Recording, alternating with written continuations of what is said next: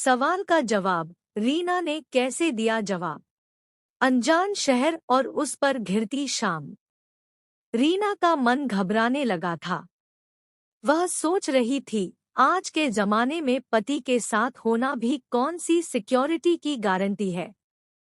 अभी हाल ही में हनीमून पर आई एक नयनवेली दुल्हन को उसके पति के सामने ही खींचकर, मुकेश, तुम्हें मैंने बोला था न कि या तो जल्दी लौटने की कोशिश करेंगे या पहले से कोई रुकने की जगह तय कर लेंगे।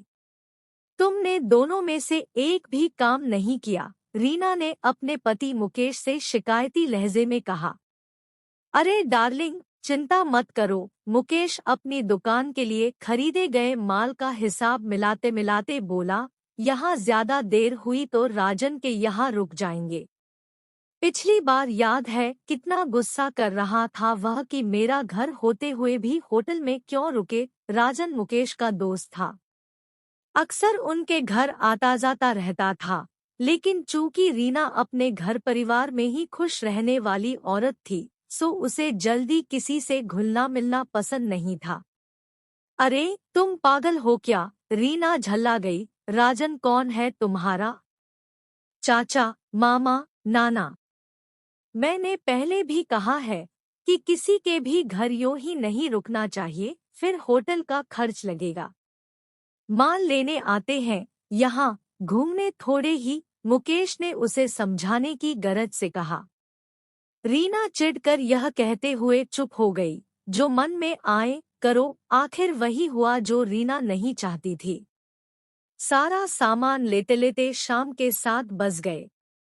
वापस लौटना भी खतरे से खाली नहीं था। हाईवे का सुनसान रास्ता और इतने सारे सामान के साथ रीना जैसी खूबसूरत जवान बीवी। मुकेश ने डरते डरते पूछा, चलो न, बस रात भर की तो बात है। रीना ने चुपचाप कुछ सामान उठा लिया, मानो अनिच्छा से सहमति दे रही हो। मुकेश उसके साथ राजन के घर पहुंचा, जो वहां से तकरीबन 1 किलोमीटर की दूरी पर ही था। राजन उन दोनों को देखते ही खिल उठा। अरे अरे भाभी जी, आइए आइए। इस बार तूने समझदारी की है मुकेश। रीना को यो किसी के घर जाना बिल्कुल पसंद नहीं था। वह सकुचाते हुए सोफे पर बैठ गई और घर पर ननद को फोन लगाया। अपने 5 साल के नटखट बेटे की चिंता सताना स्वाभाविक था। टिंकू ज्यादा तंग तो नहीं कर रहा है न पायल? रीना ने पूछा। नहीं भाभी, टीवी देख रहा है, रीना की ननद पायल ने फोन पर बताया। अच्छा सुनो, फ्रिज में दाल है, गरम कर लेना। वह उसे जरूरी निर्देश देने लगी। तब तक मुकेश बाथरूम से फ्रेश होकर चुका था। रीना ने फोन काट दिया। फ्रेश हो लो तुम भी, मुकेश धीरे से बोला। इंतजाम सही है, साफ सुथरा है सब। रीना हिचकते हुए उठी। देखा कि राजन किचन में जुटा था। उसकी अच्छी खासी सरकारी नौकरी थी, लेकिन उसने शादी नहीं की थी, सो सब काम वह खुद ही करता था। खाना खाने के बाद उसने उन्हें उनका कमरा दिखाया। चलिए भाभी, गुड नाइट, कहता हुआ राजन बाहर जाते जाए अचानक मुड़ा और बोला, मैं यह पूछना तो भूल ही गया कि मेरी कुकिंग कैसी लगी। जी अच्छी थी। खाना अच्छा बना लेते हैं आप? रीना ने मुस्कुराकर जवाब दिया। राजन चला गया। उसके जाते ही मुकेश ने दरवाजा बंद किया और बिस्तर पर बैठकर रीना से लिपटने लगा। अरे रे, क्या कर रहे हो? वह भी दूसरे के घर में। रीना उसकी इस हरकत पर असहज हो गई। 2 मिनट में कर लूंगा, तुम लेटो तो। मुकेश ने अपने होंठ उसके चेहरे पर रगड़ने शुरू कर दिए। बाबा, यह हमारा बेडरूम नहीं है। रीना उसके हाथ अपने सीने से हटाने की नाकाम कोशिश करते हुए बोली, लेकिन न जाने आज मुकेश पर क्या धुन सवार थी। उसने उसे बिस्तर पर दबा ही दिया। रीना इंतजार कर रही थी कि जल्दी यह सब खत्म हो, लेकिन आज मुकेश में गजब का बल आया हुआ था। सामने लगी घड़ी में रीना बीतते मिनटों को हैरत से गिन रही थी। क्या हो गया है जी तुमको? अनियमित सांसों के बीच वह किसी तरह बोल पाई, लेकिन मुकेश सुने तब नहार कर रीना भी सहयोग करने पर मजबूर हो गई। काफी देर बाद दोनों अगल-बगल निढाल पड़े सुस्ता रहे थे। कपड़े तुम्हारे, जल्दी पहनो। अपने अंदरूनी कपड़ों को खोजती पसीने से तरबतर रीना ने मुकेश के ऊपर उसकी टी शर्ट रखते हुए कहा। आज उसे भी भरपूर संतुष्टि मिली थी, लेकिन चादर के हाल पर बहुत शर्म भी आने लगी कि सुबह राजन देखकर क्या सोचेगा। लेकिन मुकेश इन सब बातों से बेपरवाह खर्राटे लेने में मगन था। भोर के तकरीबन 4 बजे रीना की आंख लगी, जिससे उठने में देर हो गई। 7 बजे राजन दरवाजा खटखटाने लगा। रीना ने मुकेश को चिकोटी काट कर जगाया। राजन दरवाजे पर है। मुकेश के उठते ही वह फुसफुसा कर बोली। मुकेश ने दरवाजा खोला। चल, हाथ मुंह धोकर फ्रेश हो ले, मैं नाश्ता बनाने जा रहा हूँ, राजन ने मुकेश से कहा और साथ लाया अखबार रीना को देकर चला गया। नाश्ता करते ही रीना ने तुरंत सामान बांध लिया। बिस्कुट और साबुन के कुछ पैकेट जबरदस्ती राजन को थमाकर वे दोनों वहां से चल पड़े। कुछ हफ्तों बाद एक दिन जब रीना नहा रही थी, उसी समय डोरबेल बज उठी। मुकेश दुकान गया हुआ था और पायल अपने हॉस्टल जा चुकी थी। घर में बस रीना और टिंकू ही थे। रीना ने जल्दी जल्दी साड़ी बांधी और दरवाजा खोला तो देखा कि सामने राजन खड़ा था। ओ राजन भैया, रीना ने उसका औपचारिक स्वागत करते हुए उसे अंदर बुलाया। मुकेश तो दुकान के लिए निकल चुका होगा, राजन ने इधर-उधर देखकर पूछा। हाँ, इस समय तो वे दुकान पर ही होते हैं, रीना बोली। बैठिए, मैं चाय बनाती हूँ, कहकर रीना जल्दी से किचन में चली गई। टिंकू अपने कमरे में खेल रहा था। चाय पीते पीते रीना को कुछ ठीक महसूस नहीं हो रहा था। उसे लग रहा था कि राजन की नजर उसकी कमर पर, लेकिन वह इन ख्यालों को झटक दे रही थी। हाँ, उसने पल्लू को करीने से कर लिया था।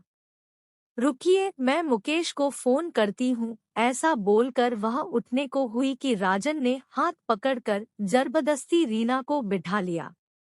अरे बैठिए न भाभी, वह तो आ ही जाएगा। रीना को उसका हाथ पकड़ना बिल्कुल अच्छा नहीं लगा। जल्दी से हाथ खींचकर छुड़ाया और बेटे को बुलाने लगी, जिससे एकांत मिटे। टिंकू टिंकू, देखो अंकल आए हैं। मगर उसके आने से पहले ही राजन बोल उठा। भाभी, मुझे आपको कुछ दिखाना है। क्या दिखाना है? रीना को कुछ समझ नहीं आया। राजन ने अपने मोबाइल फोन पर कोई वीडियो प्ले कर उसे थमा दिया। मोबाइल पर चलती पोर्न फिल्म देखकर रीना गुस्से और बेइज्जती से भर उठी। यह क्या बेहूदगी है? रीना ने चिल्लाकर मोबाइल राजन पर फेंकते हुए कहा। निकलो अभी के अभी यहाँ से। उस दिन बहुत शरीफ होने का ढोंग कर रहा था राक्षस, लेकिन राजन एकदम शांत बैठा रहा। उसने मोबाइल फोन दोबारा उसकी ओर घुमाया। जरा इस फिल्म की हीरोइन को तो देख लो भाभी जान। उस वीडियो की लड़की का चेहरा देखते ही रीना को तो जैसे चक्कर आने लगे। वीडियो में वह और मुकेश थे। वह समझ गई कि राजन ने उसी रात यह वीडियो बनाया था जब वे लोग उसके यहाँ रुके थे।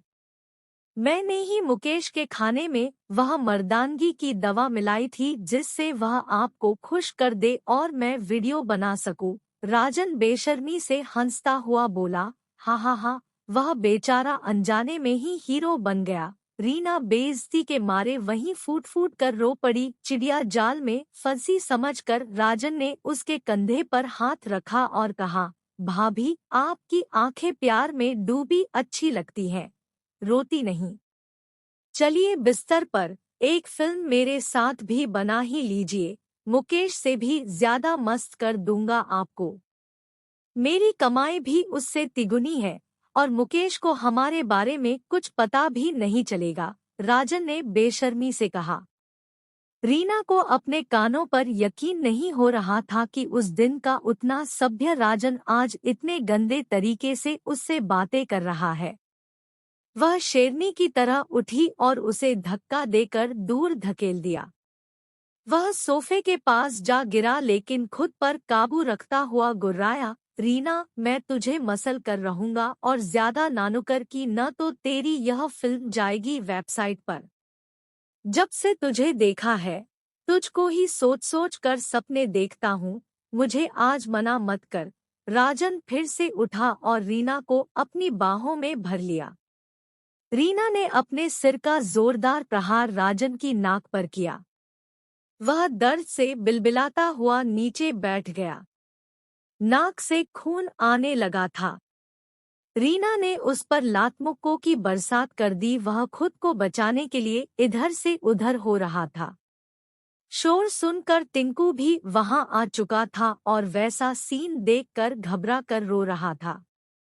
आंसुओं को पोंछते हुए रीना दहाड़ी, पति को धोखा देने के लिए सिखा रहा है मुझे।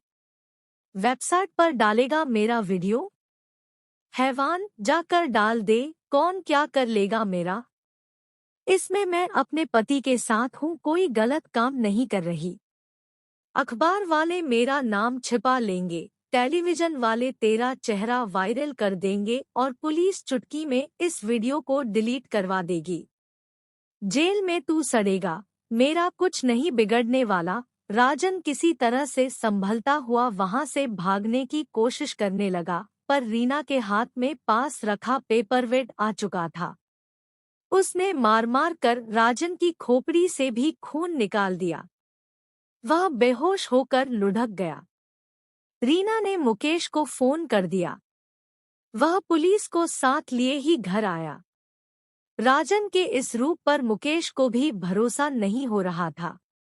पुलिस की जीप में बैठते राजन के कानों में रीना की गुर्राहट पिघले शीशे की तरह घुस रही थी, इस सबला का जवाब याद रखना दरिंदे।